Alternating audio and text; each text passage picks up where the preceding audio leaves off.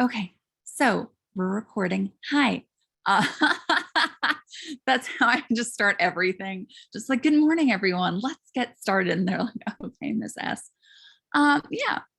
So I'll share my screen.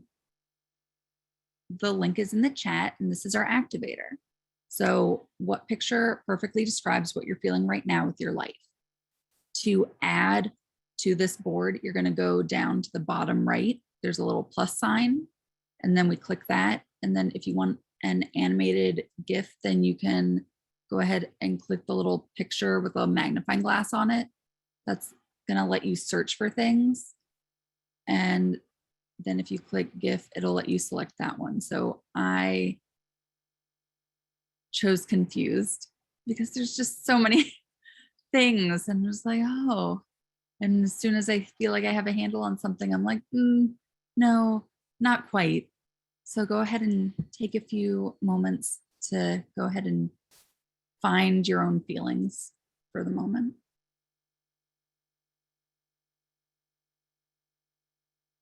Wait, I'm sorry. Where do you want us to go to do that? Oh, so I put the link in the chat, and I just put it in again. Oh, okay. I got you now. No problem. Thank you. Of course.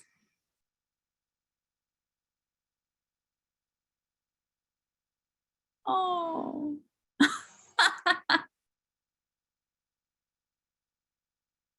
Yeah, I think we're all feeling a lot of the same. Can I ask a quick question? So when I got an email from EdCamp or EdBright or whatever it is, it asked me to like log in, and then I clicked on the link, and then it didn't have like a password for me or something. So I don't know. I just kind of came into the Zoom. Do I have to log into this at all? No, you just have the link to the Zoom. I don't. Okay. Nothing else. It was being kind of weird, like, oh, if you want to access this, here's the link. So I found the class I was taking on the Zoom. So yeah, no, there's supposed to be like just a Zoom link, and then the login to get into the Zoom. And so you're here. All right, good. I'm good. Yeah, our staff development person just sent us like the master list, and yeah, get in that way. Because honestly, I knew which one. I forgot what time I'd signed up for, so I was like, I thought it was 10. I knew, yeah. So I hope this is like the right one. I don't know if this is the one I actually registered for. I hope that definitely the topic. I hope that you enjoy what we're doing today. I'll go ahead and put the link in the chat. And also, like, I got emails to both of the ones I signed up for, but they both say 10 to 11, but they're supposed to be like 10 to 10:30, then 10:30 to 11, right? Yes. But then both of them say 10 to 11, so. It did say that some of the sessions are 1 hour long, so you might have signed up for two 1 hour sessions at the same time. But this one's only half an hour, right? Only half an hour. So I know I didn't. I know I did it with my staff development person, so I know I didn't sign up for both. I don't know. Right. I'm in the first one. I'm taking this one step at a time. I'm not the most technologically advanced person, so I'm in the right one. I'm in one right now. All we can ever really do is just take things one step at a time. Yeah. Okay, so yeah, everyone's feeling a little bit tired or all over the place. And also some of us are feeling very thankful and blessed. So these are great feelings that we have, and also very understandable feelings that we have. All right, I'm gonna go ahead and get started and share my screen with all of you. So let's see. I'm tech savvy, but I'm just like, there. Okay. So here we are. Oh, this is the one thing that I was worried about. When you have it load and then it takes forever to load. Oh, okay, good. We're good. Everything's fine. Going smooth on it. Let's go. Okay. So teacher and student well-being. We just completed our activators, so A+ for everyone. Like, we're just going, we're doing it, we're checking it off, being very successful this morning. All right, so what are some signs of a good student-teacher relationship?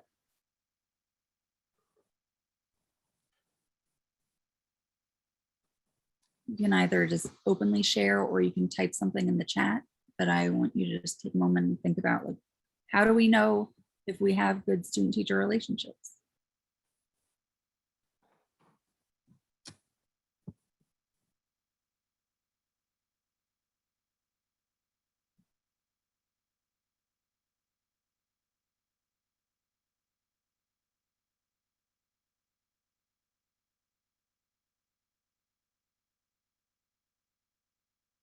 So students coming in for help,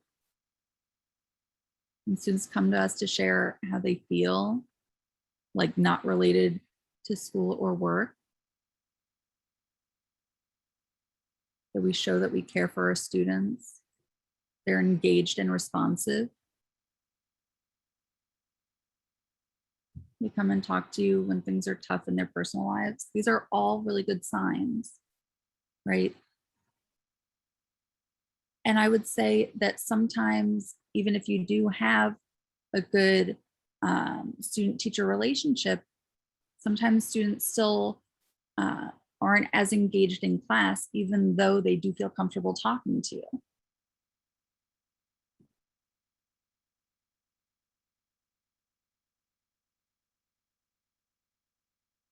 Right, so if we know what positive relationships look like, we need to know how to establish them. Because some of us might struggle with, really solidifying these strong professional relationships with all students, and it'll be with some of them, but not all of them. The main way to do this is always to be yourself. I'm a very ridiculous person, and all of my students are aware of this. I teach photography, and whenever I make an example, I put my cat in it. And so there's not a single student who doesn't know that my cat's name is Susie Mew. And I'll be like, do you see this beautiful example over here? You'll see this is a Susie, and she's a beauty. And they're like, okay, Miss S. And I'm like, you're welcome.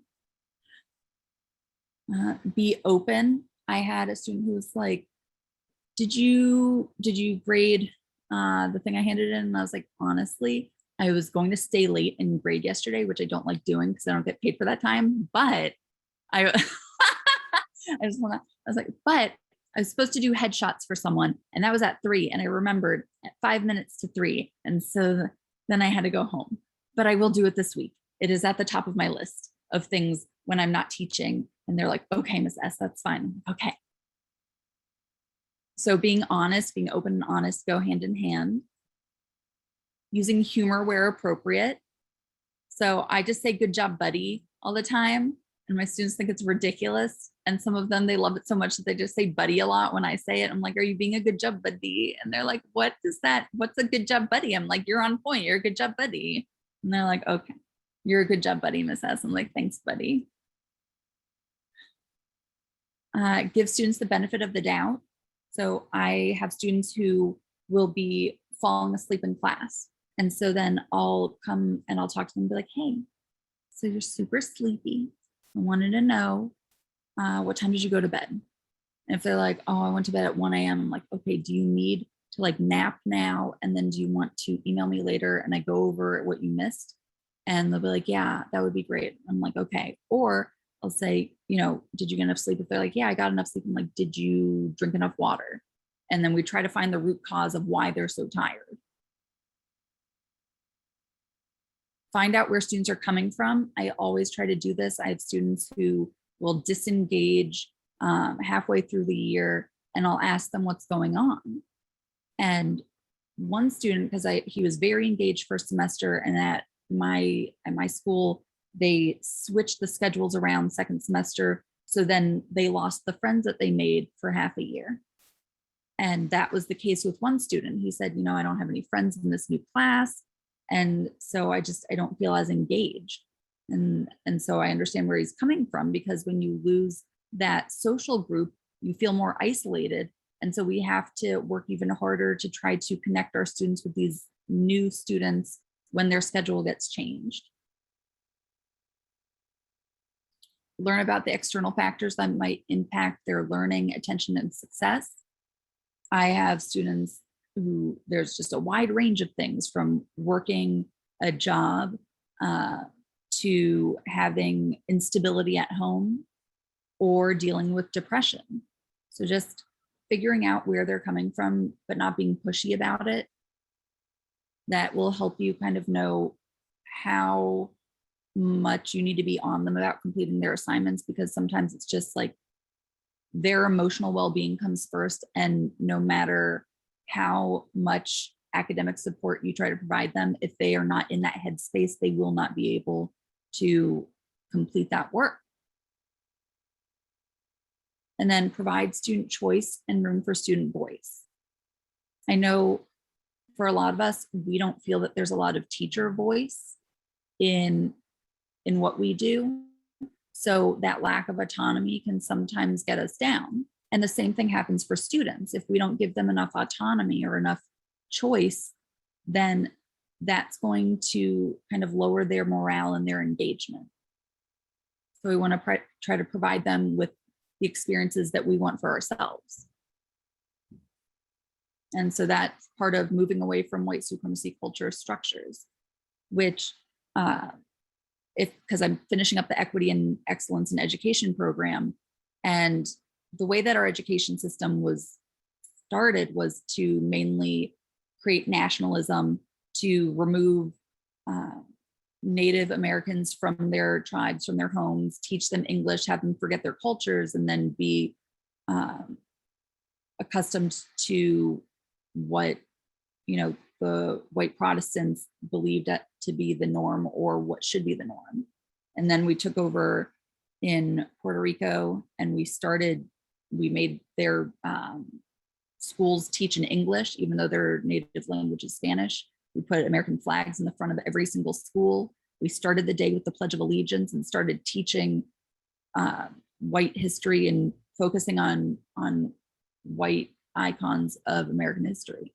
So that all is based in white supremacy culture, in addition to only focusing on tests and grades and the binary of there being a right answer or a wrong answer.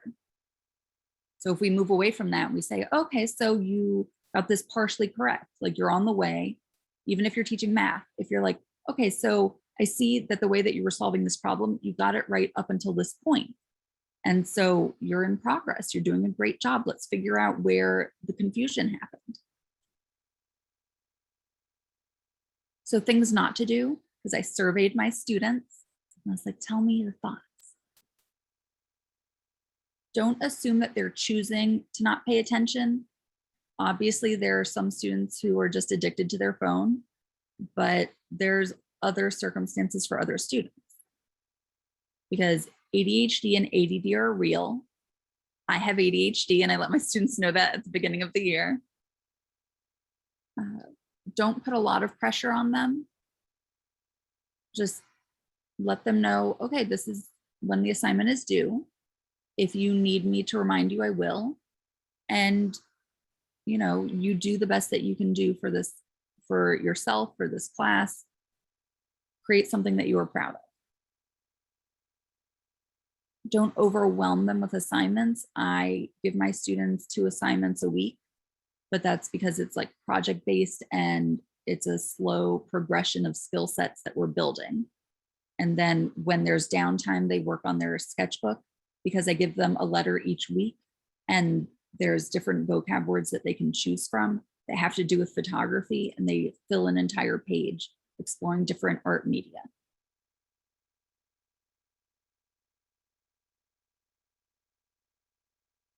Oh. Okay, don't forget that each student has 6 other classes to complete work for, and definitely avoid setting rules and practices without explaining the background context. So does anyone do equity sticks? The call sticks?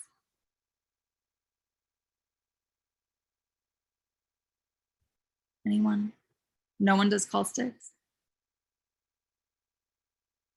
Teachers on my team do, but I don't. Like where you put the kid's name on and pull it. Yeah. Yeah. Not me, but yeah.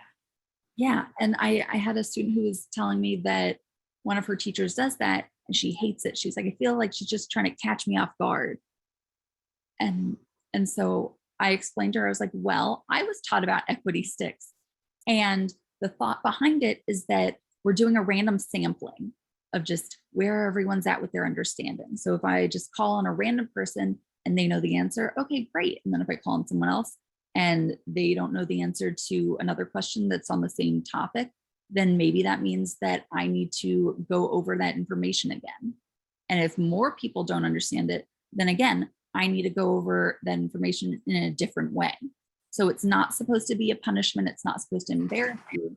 It's so that teachers aren't just calling on one person all the time. And she's like, oh, I didn't know that. I said, yeah. So if your teacher had explained that, do you think you'd be more comfortable with it? She said, yeah, I think that I'd be all right with it. I said, okay. I have a question about that though, because I used to use calling sticks and I stopped because I felt like it was unequitable. If we're supposed to be giving students time to process and gauging our students' needs, then aren't you applying the same amount of time for feedback to all students? I mean, I don't know, like I know the idea behind it that you're not supposed to call them the same ones, but in a way I felt it was more actually unequitable by using them. And I had a lot of students kind of felt the same way. Like they were like, you know, every student has a different comfort level with volunteering and participating. And so when we force them to do that by using the calling sticks, is that equitable? So that's a good point. It's up to your teaching style, right? We could argue that it's not equitable. We could argue that it is equitable because, it could be equality versus equity, right? Equality is where we're making it so that everyone gets the same chance to something. And then equity is more, meeting people where they are. So in that respect, you're right, which is why I think that having like group conversations and then them choosing someone to share what they all discussed, that's a better way to go about it in terms of comfort zone. And also if they're talking with like one other person or two other people. So having small discussions that might support them better and get them more comfortable with one another. Yeah, Becky, I you're saying I find actually when you get kids calling on kids at random, like some kids will shut down and then really tune the class out if they share and they have the wrong answer. Yeah, and that's Teak and I both teach They're just AP super class. shy and they don't want to share, So I don't find those sticks to work really well because it depends on the comfort level of the kid. Where if you have a kid who, just is shy or maybe have issues where like speaking is a really challenge for them or something like that, and they get picked, that might tune them out of the class completely. But I agree, small groups, usually when I ask a question, I put them in small groups and have them discuss in 2 or 3 groups, and that makes it a lot easier discussion, a lot less pressure and stress and things like that. But I don't know. I know. Have to participate in like 30 or 33 kids can be. We have a question here. Go ahead. Me? Is it okay? So I'm a counselor, and it's interesting because I totally get the idea of trying to get everybody to participate because it's so easy for like the class to tune out if they know they're not going to be called on. But especially this year with the kids being back in school, the level of anxiety is so huge for these kids this year. So I appreciate the fact that these other teachers are saying, I recognize the anxiety and I'm not going to force it. Because it is true. Like I've had kids like skip classes and hide in bathrooms because they have so much anxiety about being put on the spot. So it's something I appreciate. You guys are paying attention to where the kids are and meeting them there. And I think that's key because it does work in some classes, I think, but you've really got to know your kids. Yeah. Another way to do that too, and I don't know if this would stress kids out or not. I do staff development, so I use this with teachers, but there are electronic versions of the calling sticks, and there are some where you can put up the list in order of how the students are going to be called. So they'll see in advance, like, I'm third on the list, so I know it's coming up. So it takes away a little bit of that element of surprise that can shut kids down. Yeah. And when I was doing my student teaching placement in elementary school, there was a weekly thing and it was the Art Smart So there were these little cutouts, and I drew, of course, a picture of Susie Mew and then cut them all out. So there would be a review of that day's learning, and then we would go down the roster. So everyone got a chance to get an art smart. And so if we did that with like my high school students and they knew that it was going down the list, then, well, first of all, I'd be making a lot of art smarts, but also they would know the order in which we were going. Yep, go ahead. I'm a high school social studies teacher, so what I'm gonna say makes it a little bit easier. But also, when I want the kids to participate in class and kind of share things they did in class, I try to ask like an opinion question more than I try to ask a right or wrong question. You know, because when you ask the kid to say, okay, what's the answer to this question, and there's a right answer and a wrong answer, and they get it wrong and they have to share it in front of 33 people, that could also lead to a tremendous amount of anxiety and stress. And oh my God, I got it wrong. You know what I mean? So I try not to ask like, is it A, B, C, or D type question, and more like, you know, more of opinion-based questions so the kids can kind of, there's no right or wrong. Right. Kind of that they participate in class. So they don't feel that, you know, that they were gonna get it wrong. You know what I mean? So it kind of takes the participation, the anxiety of participation of being right or wrong out of the equation. Right. And so that's like, I try to do that too. I'll ask them, okay, I like to have a little debate sometimes in the morning. I'm like, all right, is an advertisement a work of art? Why or why not? And it's an opinion. I just want them to be able to have that discussion. They can disagree with each other and they just want to support their claim. And they do a great job with that. But really the main focus that I wanted to get past is just whatever practices that you have, make sure that you explain the why behind it. Because if we don't explain why something exists in our curriculum or why we do something, then students are going to feel more resistant to it, or they're going to feel like it's forced upon them. But if we explain things more, they'll feel more comfortable with it.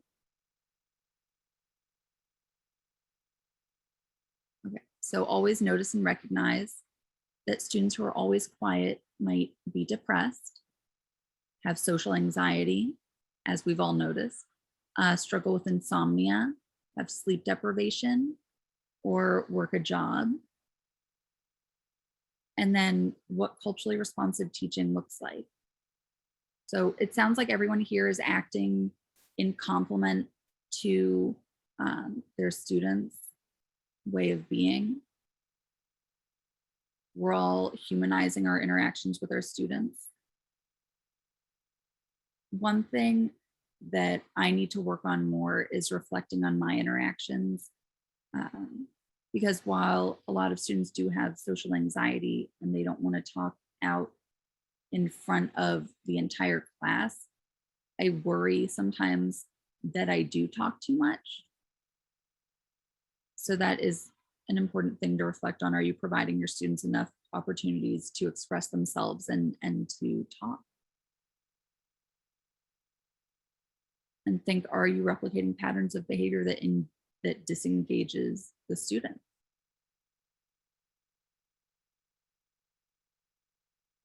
Now, helping your students feel seen, appreciated, and connected, what are ways that all of you are doing to kind of help your students feel seen?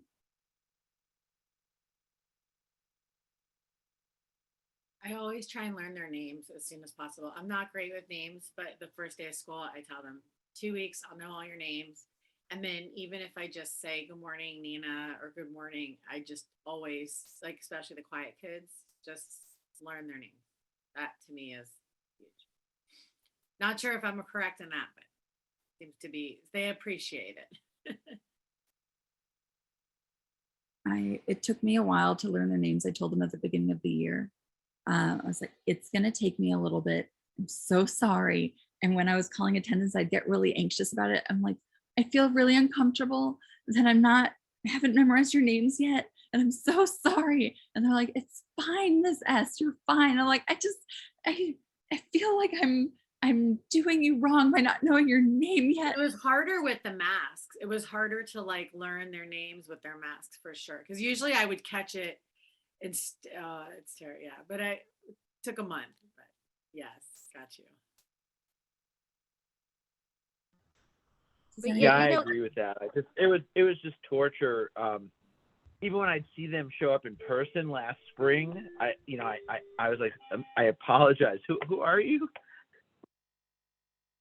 Yeah. yeah, it was really, really hard to get to know them, to recognize who they were. And it's, you know, with a quiet kid, that's, you know, the first person you can just kind of like move past. But it's so important that you don't, and you take the time to learn who they are. And you guys are so busy with getting through your curriculum and all of that stuff, but you guys know it makes all the difference in the world to make sure that you recognize them and you say hello to them and how you doing today kind of thing, you know. I mean, it's smallest little things can make a huge difference in their learning. Yeah, I go up to students who are quiet and I say to them like, are you a shy person? And if they're like, yeah, I'm like, I'm not. And then I laugh and I'm like, I'm so sorry if I'm too outgoing for you, but I'd like to know about you. And then, so I just try to like ease in there.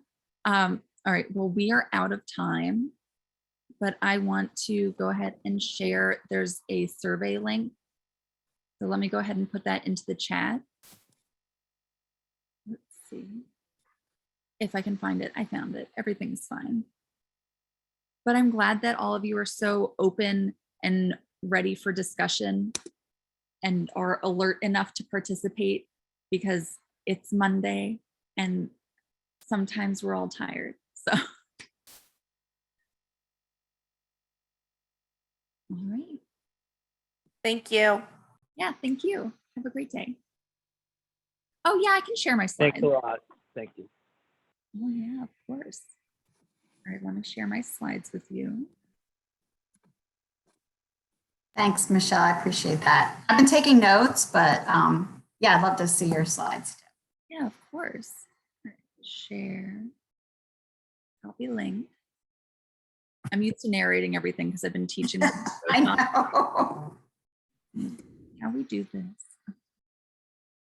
Awesome.